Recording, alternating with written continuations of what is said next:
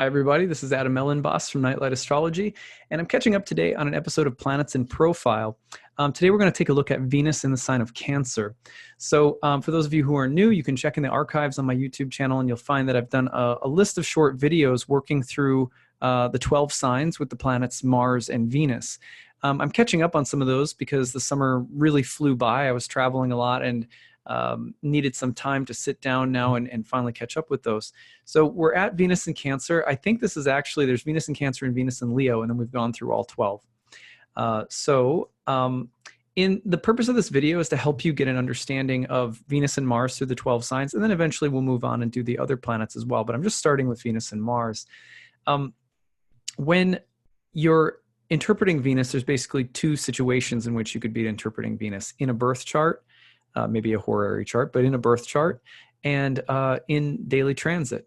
So this video should help you understand how to interpret the meaning of Venus in those two situations. All right, so let's go ahead and take a look. I'm going to put this presentation up on the screen. We're going to go into full screen mode here. All right, cool. So Venus in Cancer. All right, well, actually it's fairly simple. Cancer, what do we need to understand about Cancer first so that we can understand what it means that Venus is hanging out there?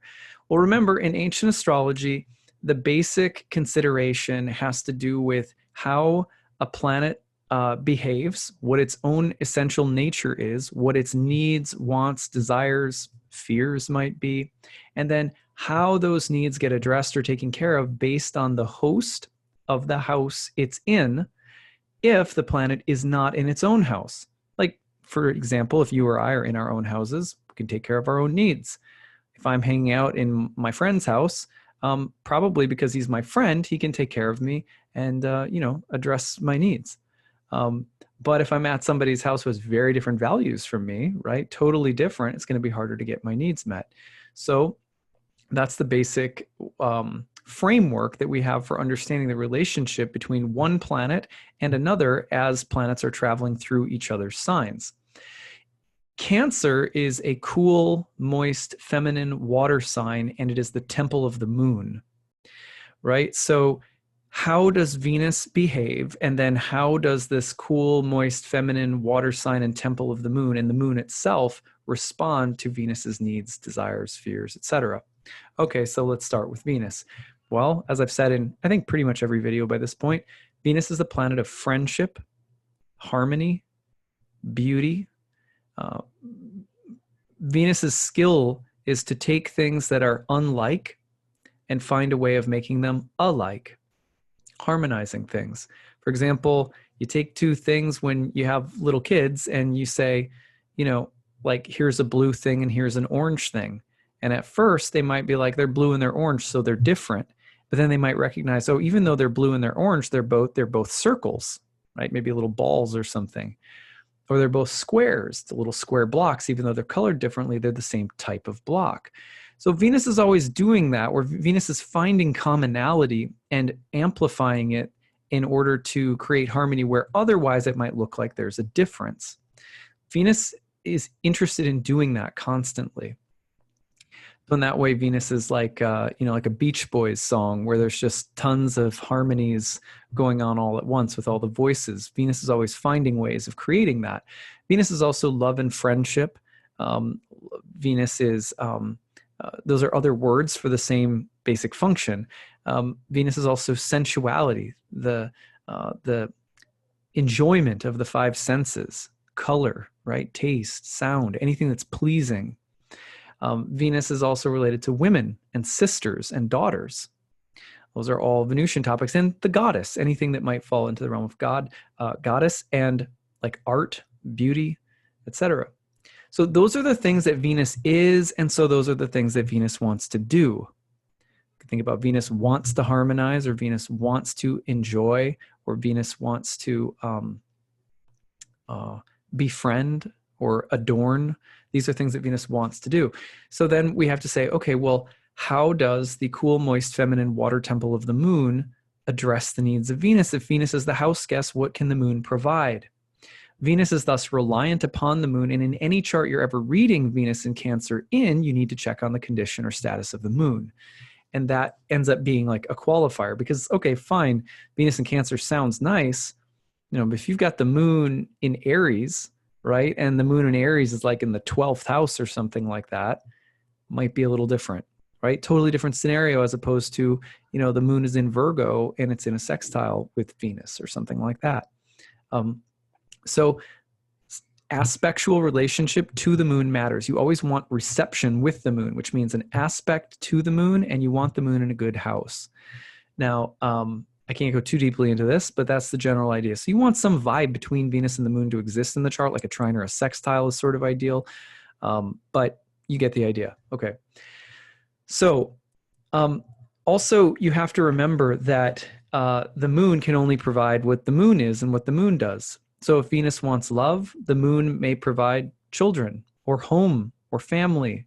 The moon may provide nurturance or mothering. The moon may provide nostalgia or romance or memory. These are things that are lunar in nature. So, for example, when you have Venus in Cancer, sometimes there will be a kind of romantic fondness of memory, like archiving, photography, nostalgia, an interest in beautiful fashion trends, but maybe they're from the past. Sometimes there's that sense of memory connected to the moon.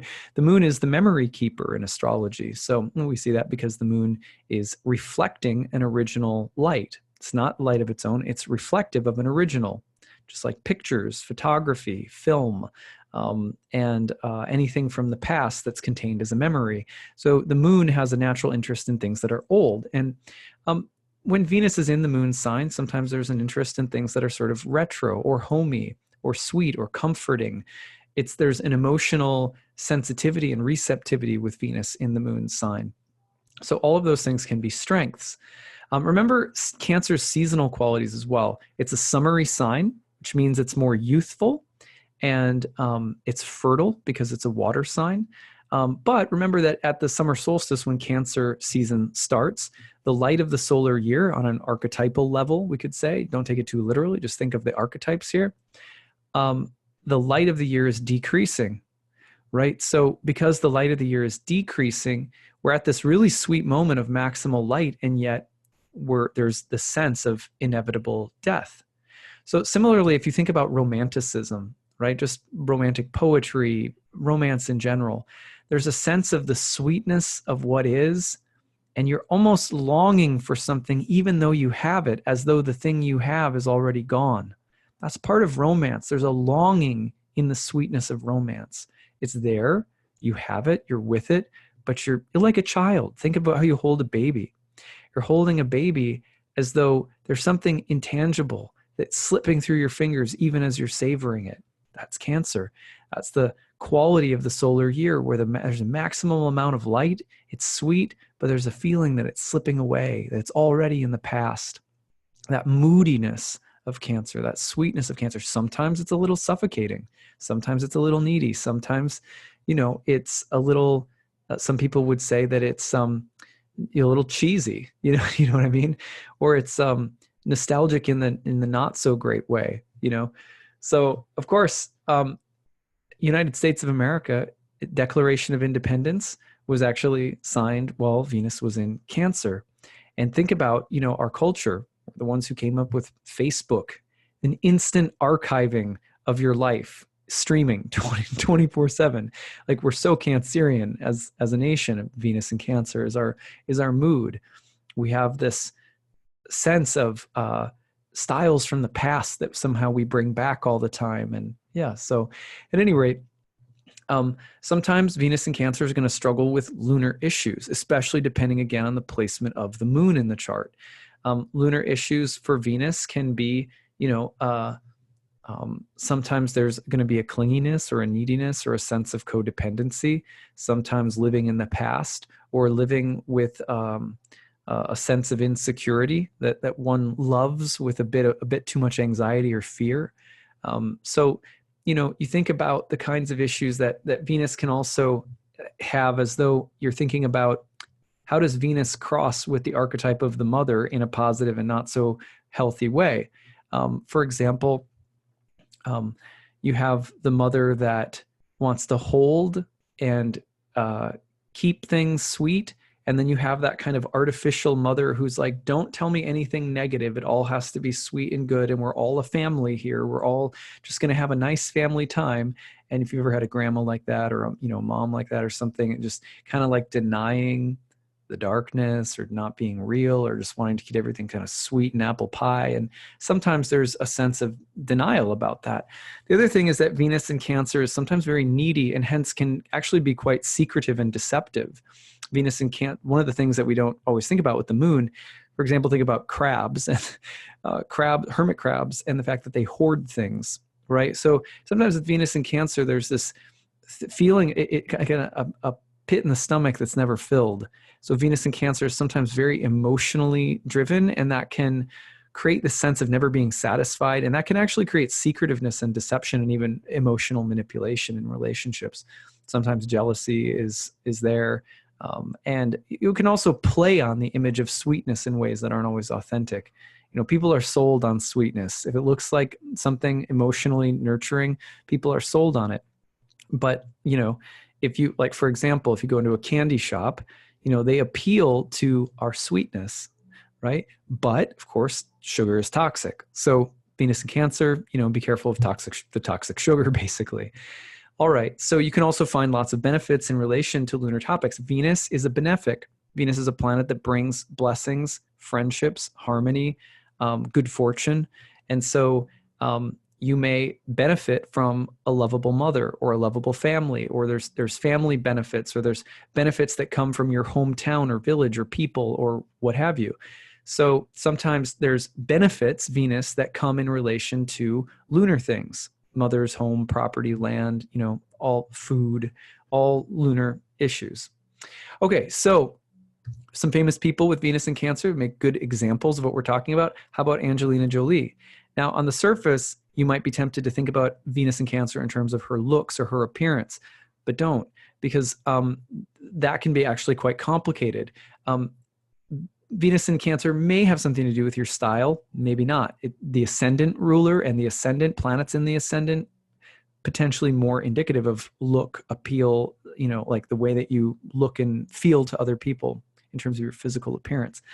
Just because Venus is the goddess doesn't mean she has anything to do necessarily with your own physical beauty. Now, Angelina Jolie, obviously one of the major themes of her life has been that she has many children she's adopted. She's taken a great interest in children, and she has this sort of deep love for the role of mothering. Okay, so just a simple Venus in Cancer example. Donald Trump. Donald Trump benefited Venus greatly from his family connection with his father. He's also, of course, incredibly close. He's just sort of tight-knit and a little clanny with his own family, right? I mean, I'm not blaming him for that, but that's like one of the things that people say all the time is like, he's just really sort of thick with his family members. And he was born into a family that was also, benefited him. So the benefits of family. Meryl Streep has won many awards as an actress, most of which many of the roles she has played Venus in Cancer like women. Right? She starred as the kind of Venus in Cancer woman. One of the great examples of this would be like, I'm going to forget it, Bridges Over Madison County. I think that was one of the ones that won an award at one point.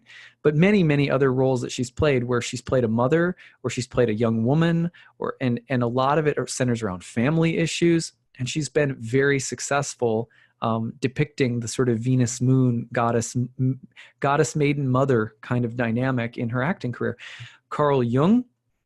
What I find really interesting about Carl Jung that many people don't really know about Carl Jung, famous psychotherapist, depth psychology, is that, of course, Carl Jung had a great interest in antiquity and in the Renaissance and in the past. So that love of ancient art and ancient beauty and ancient thought, that much of his work became prolific due to circles of women, and many of them who came into his home and his estate and had deep psychotherapeutic dynamics with. So this other interest that he has also in the unconscious, right? He has a deep artistic relationship to the unconscious through the Red Book, for example, where he basically goes into the unconscious in a kind of artistic exploration. These are all Venus and Cancer dynamics. Ben Affleck, as you know, he's an actor. He's also a director. He's taken a great interest throughout his career in his roots and in his home, which he grew up in. He was born in California, but grew up in Massachusetts. So a lot of his themes and stories and roles that he's played have kind of drawn back to the Boston, Massachusetts roots. Very interesting. Clint Eastwood. Here's another guy, actor, and someone who has a deep nostalgic love for the past. Cowboys, World War II. He's always kind of has this kind of old school way about him, this interest in things that are old, but he's an artist, right? That's Venus in Cancer, the interest in things from the past, especially, and things that have this kind of nostalgic sweetness to them, even though a lot of his themes are, cowboys is a little violent, World War II a little violent, but he's like his literary artistic legacy as both a writer, director, actor is so much to do with the nostalgic love of a bygone era. He's like the emblem of a bygone era. In fact, he just won't die. not that I want him to die. But. So Mary-Kate and Ashley Olsen. Mary-Kate and Ashley Olsen, who I have here on the screen, they're the twins from Full House, right? Venus and Cancer. They benefit greatly from an artistic TV series in their childhood that's all about family. And of course, they benefit from being these sweet young girls, right, in their early stage of life. Some of the complications that come from Venus and Cancer, again, are how do I break out of this appearance or this persona, this aesthetic of sweetness? Maybe I want to be more daring or edgy, or, you know what I mean? So sometimes it comes back to, how do I show the side of me that's not so sweet? And that's not always an easy thing. Same thing with Judy Garland, Venus and Cancer. She, of course, I believe she died of an overdose. I don't know if it was suicide, but I think it was an overdose. But Judy Garland, of course, is Dorothy from The Wizard of Oz, right? It's Dorothy, it's Kansas, it's like fairy tale, right? And she is just a personification of, somewhere over the rainbow, right? This kind of sweet, longing, nostalgic, childhood, youthful fairy tale, the ruby red slipper is all Venus and Cancer. And but she's in the midst of this Hollywood grind in life. One time she said, I keep trying to get over the rainbow, but I can't get there. And she was writing a memoir about the never-ending grind of Hollywood when she actually died. So sometimes it's the darkness that's harder for Venus and Cancer to reconcile with. And of course, Anderson Cooper, who's a famous journalist, right? He wrote a book about him and his relationship with his mother, Gloria Vanderbilt, who is, of course, very famous in the art fashion world, etc. And of course, he benefited greatly in terms of his ability in the entertainment industry to thrive because of his relationship with his mother. I'm not saying he doesn't have talent of his own, but you get what I mean. So Venus and Cancer, you can benefit from lunar things. Sometimes you struggle with lunar things. Sometimes it represents your taste. But you find that Venus wants to harmonize things with the moon. And frankly, Venus and Cancer is a pretty good position for Venus. Gets along with the moon nicely for the most part. It always depends on the position of Venus in the birth chart. So that is what I have for this episode of Planets in Profile. I hope that this was interesting for all of you. And I hope that this shed some light on Venus and Cancer for you in your birth chart, if you have it there, in the chart of someone you know, or as Venus is transiting through the sky on any old day. All right. Take care, everyone.